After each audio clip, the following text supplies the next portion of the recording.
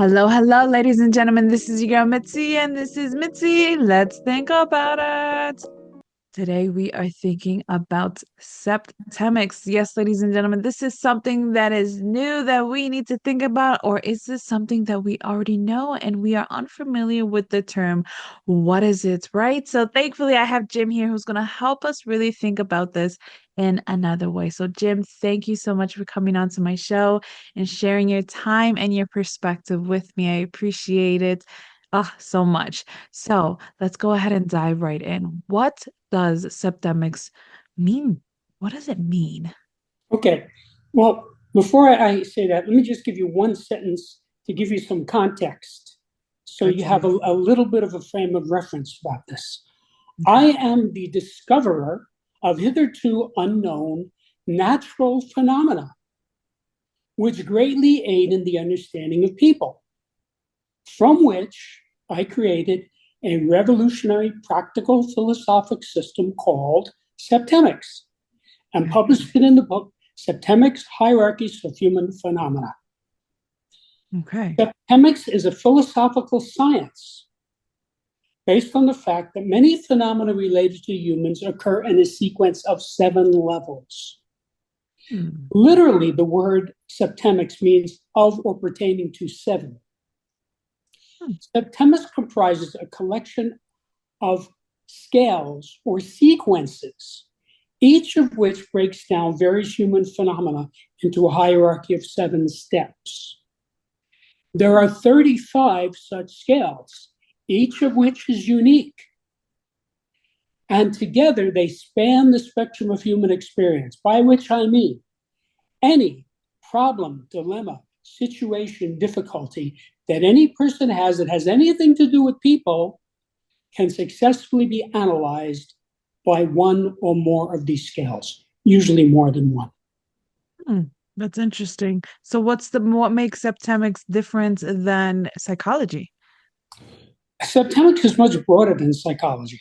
Psychology is defined as the study of behavior. There's a lot in septemics that's outside of the study of behavior. For instance, there's a scale of civilization which tells you how civilizations evolve. Hmm. There's a scale of uh, let me look at my list. There's a scale of government. Okay. That's outside the scope of psychology. You're dealing with groups, big groups, complicated groups. Uh, there's a scale of exchange, which is really about economics. Hmm. So how did So, you discover all of this? Like what made you fall? How did this fall on your lap? okay. Well, the story really begins when I was accepted into engineering school at the age of 16.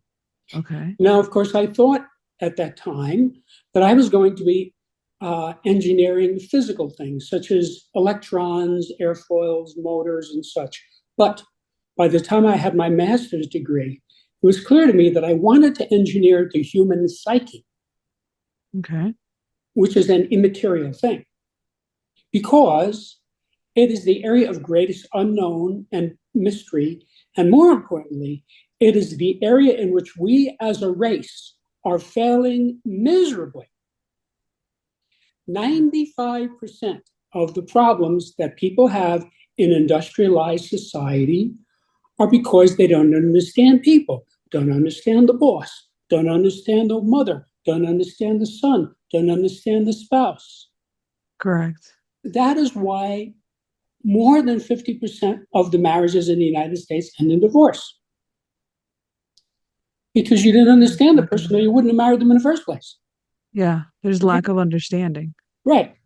So, so this subject solves that problem across 35 axes.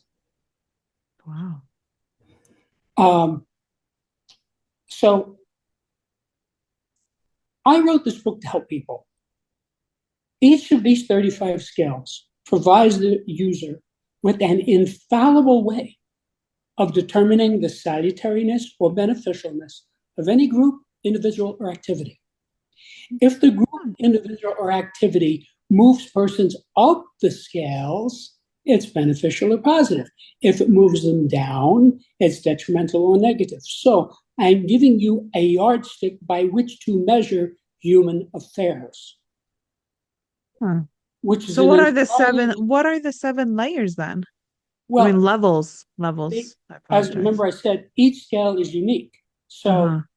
you cannot learn anything about scale A by studying scale B. So Correct. what they have in common is that they take a large area and break it down into the seven component parts that Okay. occur in a sequence. Okay. Now, if I may, I'd like to tell you the names Yes. of the 35 scales, because then you'll know exactly what subject matter is being uh, consumed here or being analyzed here. Yeah, please. I would Okay, love to know those. 24 of these 35 scales are what I call individual scales, meaning they're mainly about an individual. And Okay. 11 of them are group scales, meaning they're mainly about a group. So these are the individual scales. The Okay. scale of basic purposes, the scale of personal influence, the scale of choice, the scale of permeation, the scale of thought, the scale of evaluation, the scale of motivation, the scale of control, the scale of stopping, the scale of scholarship, the scale of literacy, the scale of human ability, the scale of memory, the scale of spiritual identity, the scale of mental deletion, the scale of aberration, the scale of physical fitness, the scale of justification, the scale of belief, the scale of equanimity, the scale of attack, the scale of conflict, and the scale of reaction. And Hmm. these are the group scales: the scale of relationships, the scale of life spheres, the scale of government, the scale of civilization, the scale of survival, the scale of management, the scale of exchange, the scale of communication, the scale of allegiance, the scale of sexuality, and the scale of politics. Any one of these scales by itself could dramatically improve the life of the reader. So Well, let me give you an yeah. example of how that would work. I Mm-hmm. mentioned the scale of motivation. Mm-hmm. Motivation is one of the most important things to know about a person. That Yeah. is how the police have been solving crimes for centuries. They look for Yeah. motive, right? Mm-hmm. So somebody's been murdered. They say, well, this guy has no motive. He has nothing to gain by this guy dying. So we're not going to look at him as a suspect. He's just a bystander.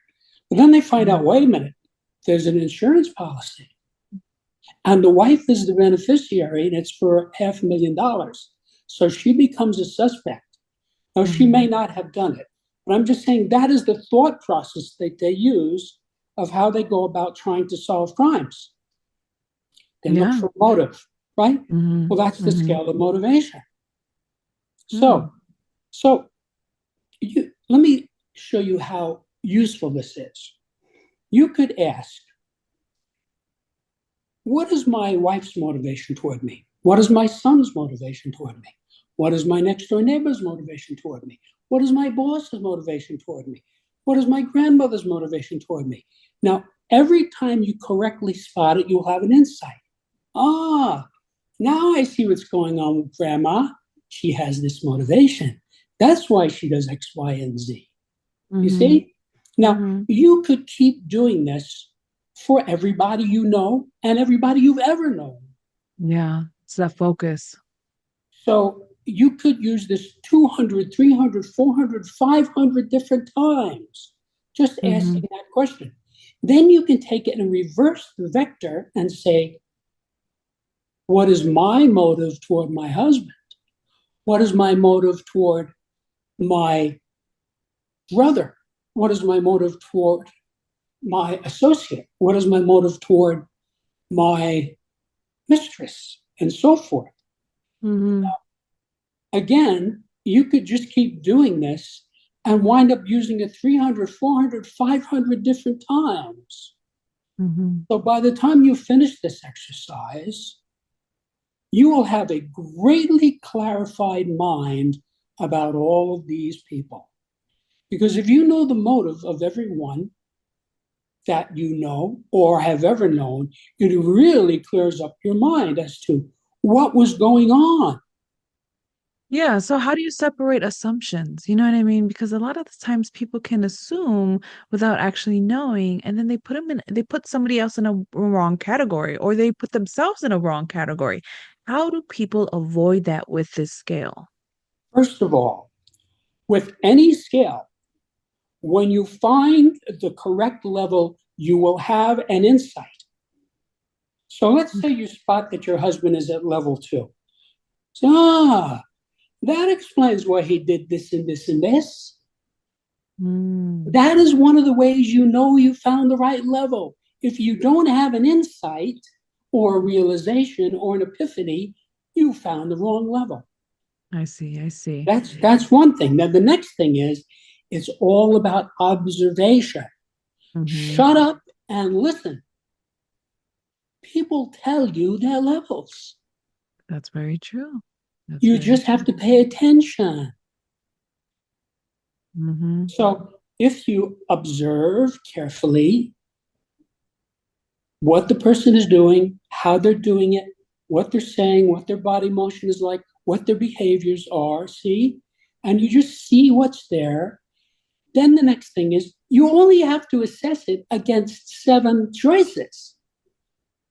If I were to go out here on the street and stop some guy and say, "Excuse me, what's your wife's motivation toward you?" He would look at me like I was from Mars. He Yeah, would say, like who knows this? Yeah. how could I know that? There are thousands and thousands of possible motivations. No, there are only seven, and all the others are subsets of these. Mm. So once you know that you're only choosing between seven, it's not that hard. Hmm. It's like, Yeah. when you go to In-N-Out Burger, they have about eight things on the menu. It's not hard. When you go Yeah. to a Chinese restaurant, there's like 200 things on the menu. That's a Yeah. tough choice. So I did all the heavy lifting by getting it down to the seven aspects of each of these 35 things. So Okay. you're always selecting from at most seven. But let me tell you something beyond that. When a person looks at this, what is going to happen is in a matter of seconds, maybe 20 seconds, maybe 25 seconds, he will find a bracket. So you say to the guy, "What is your wife's motivation toward you?"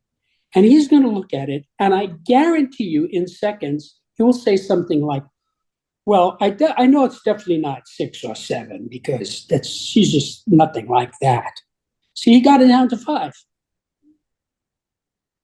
And then you say to him, "Well, why don't you just go ahead and read the text and then you can get it exactly?"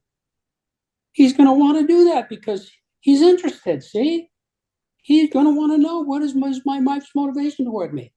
So he Hmm. reads it and he comes back, "Well, now that I read it, I can see it's level two."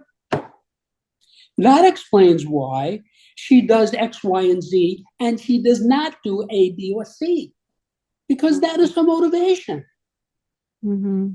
So his relationship with her just improved Yeah. because he It's has insight into her now. He yeah. sees what she's doing. Hmm. So when she I does something, he can see, okay, she's doing it. Like level two is duty. Okay, that's the second highest motivation. Oh, she has a sense of duty to me. That's why she's doing it. See, that's different from level one, which is love. Love is the highest motivation. See, so you get this person is a context, and you see what they're about in this scale. Now you could do that across all 35 scales. yeah. So you could take your spouse and you could say, where is he on this scale? Where is he on this scale? Where is he on this scale? Where is he? See? And by the time you finish doing that for 35 scales, your understanding of your spouse will be greater than his understanding of himself Yeah. because this is natural law. Hmm. Hmm. Now, I started to tell you how I found this, and I didn't finish the explanation.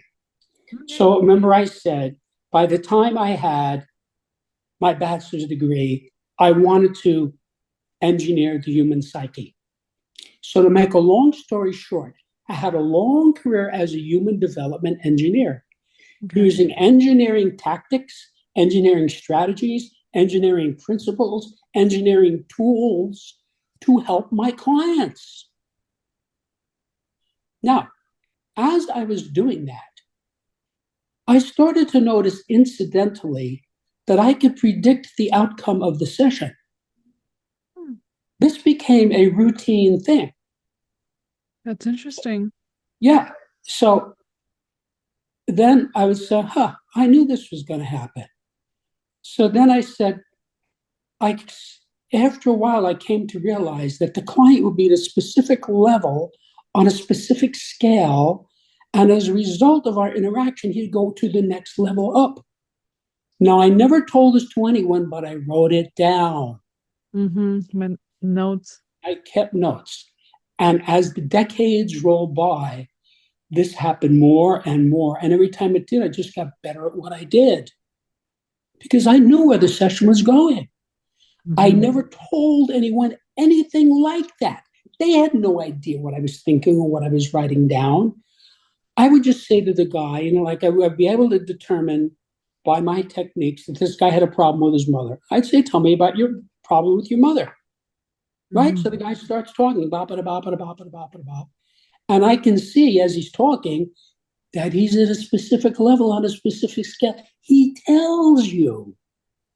And then I would know that eventually he's going to get up to the next level. So 20 minutes into the session, he says, wait a minute. I just realized something.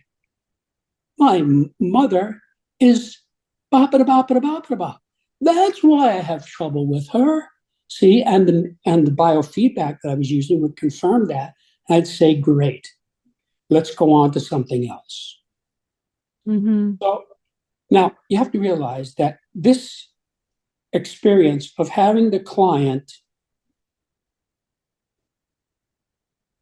go to the next level up that I already knew and had written down, Hmm. that happened thousands and thousands of times over a 40-year period. Yeah. And each time it did, it verified my hypothesis Yeah. because the clients didn't know anything about this. No. So I just kept making notes and writing this down, making notes and writing this down. See? Yeah. Huh. So so by 1995, I had been doing this for a long time as a professional. I had about 32 scales that I had simply observed. There's Wow. no theory of septemics. This is Yeah. all direct empirical observation. I simply wrote down what I saw. Oh, he was Yeah. at this level, and then he went to this level. I write it down, see? And then another client would come along at the same level, and he would go up to the same level, thus Hmm. verifying the hypothesis. So in 95, I was one day pondering a difficult client, and I realized that this client was at a level on a particular scale that I had not previously observed. Now, I had one scale in particular that had 6 levels in it that by then I absolutely knew was correct because I had been using it for decades. And then I said, this has a 7th level. And when I saw this level, I knew immediately where to insert it. That was obvious to me. So I Hmm. inserted the 7th level into the 6th level scale. And at that moment, it manifested mathematically. Hmm. Now, what that means All is came together. all of this data jumped out at me. And it went from being a scale, which is a line, to a plane, which is a body of data. So I now had not only a scale, I had this whole body of data relevant to this scale. And Yeah. all of these different components interlocked like a Chinese puzzle. I said, Hmm. whoa, I That's found interesting. something. Yeah. That's a discovery. I don't know what this is, but whatever the hell it is, it has to be natural law because it has mathematics embedded in it. Now, for those of you who are allergic to mathematics, let me explain this. I took 26 semesters of math and loved every minute of it. I think in math. It's not to me just something that's on a paper with a pencil. It's real. It's in life. It's embedded in things. Okay. Mm-hmm. Mm-hmm. So I see the mathematics in things. So when I saw this scale suddenly manifest like that, I said, wait, this is mathematical. Because let me tell you how math works. Okay. You start with an equation or a formula and you coax data out of it Mm-hmm. by using the laws of mathematics. That's Mm-hmm. how Einstein found E equals mc squared, by Mm-hmm. that same process. Everybody in the advanced math and physics community knows how he came up with that equation. It's not unknown to us, okay? It's very Yeah. specific. Same thing. He coaxed data and he came down eventually and he got to the end and he had E equals mc squared. Mm. Oh, E equals mc squared. Wow. See, that's like a new concept. It is Okay, so at that time. so Yeah. when I saw these data jump out at me, I saw this has to be mathematical. So then I thought, wait a minute. I wonder how many of these other scales that I have are actually seven level scales that had not been developed all the way, because you have to realize I wasn't developing anything. Yeah. I was just helping my clients in making notes. Yeah. So, knowing what I was looking for, Yeah. I inspected these other scales. Mm-hmm. In a short period of time, each of them went to seven levels. And when it went to seven levels, it manifested mathematically. Yeah. Everything just came to place. That is So, really interesting. It's like a so an epiphany. It's like, oh my yeah, goodness, it's like a triumphant moment where it's like, oh my goodness, this is really real. So I understand with what you're saying because when everything comes together, oh my, it's like a movie in your mind or everything is just coming right, together like a puzzle, just everything coming together. So right. I see what you're saying and I love how the fact that you were like, I didn't encounter somebody before, but once I did, I was able to just realize like this was the missing piece and now your aim of focus was finding that in the other one and the other scales. So I can totally see how this is something that's doable because you're right there. You fall in one of these scales. Once you fall in one of these scales, you can learn how to resolve whatever issues that you're trying to resolve, or you can resolve whatever issues that you're surrounded by. You know what I mean? At the end of the day, it's a map for yourself to learn how to handle and manage yourself. I mean, it's like a manual, you know what I mean? We get an instructor manual when we get a car or we get a Mhm. toy, we get electronics. Yeah. Like this is sounds like something that you do when you read, you can finally figure out what's going on within yourself. And it sucks because I'm looking at the time and I'm sad because I'm like, man, I really want to go in deeper more and I really want to like I'm actually intrigued. I'm listening to what you're saying and I'm just like, oh wow, this is really interesting. But I'm looking at the time and we don't have much time, so I'm really sad. So what can be some lasting words that we can like wrap up the show with so that we can continue on thinking? Okay. The data in this book are vital for Yeah, every person and can absolutely. help you to achieve your goals faster and easier by explaining what might otherwise seem to be inexplicable or random. Yes. So Okay. people look at these things, they can't figure it out, and they get this book and it analyzes it for them. Ah, now I see why my parents can't get along, Mm-hmm. or whatever it is. Mm-hmm. And I want to invite your listeners to my website, which is septemics.com. There you go. Septemics, where you can see what many readers have said, what many journalists have written, what the reviews are. You can read sections of the book itself. You can listen to a pre recorded introduction to Septemics, which explains it to a new person. And if you do all that, you're probably going to want to buy the book because it's very compelling information. Yeah, I mean, how could you not?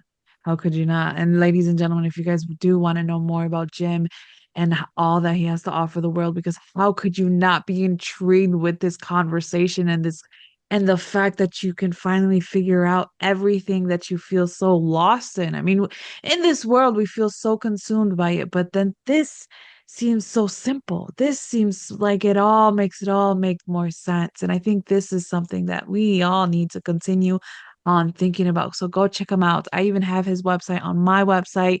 You can find his logo right there. Just click under his name and you'll have access to all the greatness that Jim has to offer the world so that you can continue on thinking. So, with that being said, bye.